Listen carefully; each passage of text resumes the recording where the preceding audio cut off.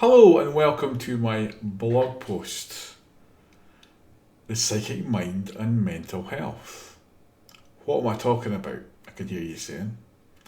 Well, this time of year, when you think about it, Christmas, you know, Santa, is he real? I think so.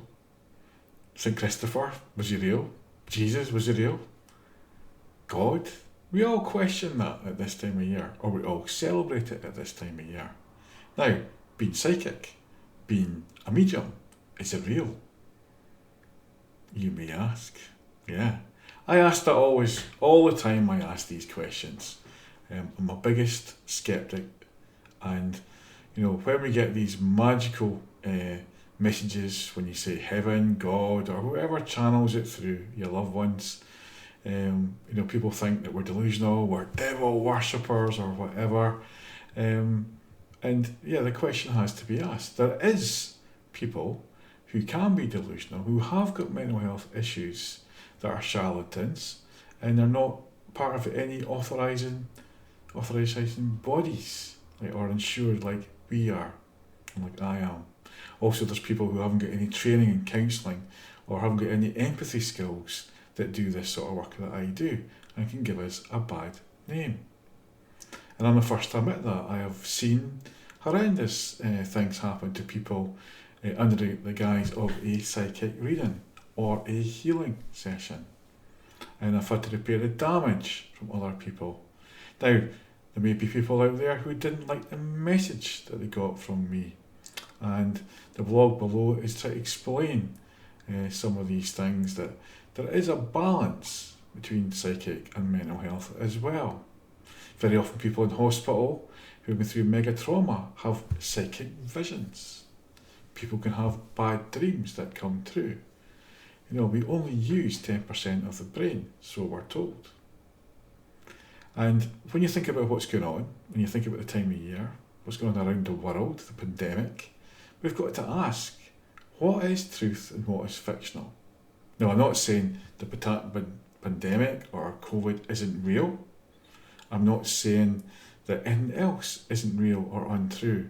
I'm just saying sometimes we have to sit in the quiet and ask the question, and not be led by TV, media, or other people, or what we say is a learned behaviour. Do your own research. Do have your own thoughts. I could be delusional. Some people think I'm delusional anyway, but they still come and see me. And I've got a problem with that. Everybody has their own opinions. I don't judge. I am non-judgmental. It's one of my core values. I'm not judging football, stuff like that, and that's in fun and jest. So I don't judge anyone, really. I try and get to understand them, get to know them. Very often people who I have judged in the past have turned out to be really good people. I've just wrongly judged. And I put my hands up. I've been to things where, even when I was doing Reiki, and I was sitting there with my hands like this, going, what the hell's all this about, angels and fairies? And now I do it, because I learnt, I listened, and I felt, and I know it to be true. There is an energy that comes through the hands. And there is a life force. Over hundreds and thousands of years, people have researched into this, and they're connected to it. And yes, there is people who can make it up. There's many books, there's many stories, but there's also the true ones that people can't understand and can't explain away without some divine input or something like that. So all I'm saying in this blog post is ask the questions.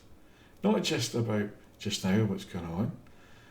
Go inside and ask, or go up and ask yourself, is what I'm being told true or untrue?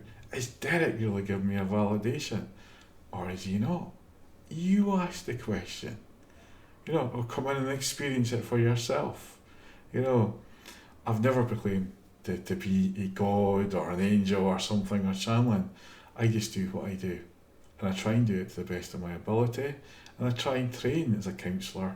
I have empathy skills. I've very often cried in a lot of the readings, and I'm highly skilled and trained in mental health, and that's why I've wrote this blog on psychic and mental health, the psychic mind, because we've all got a psychic mind.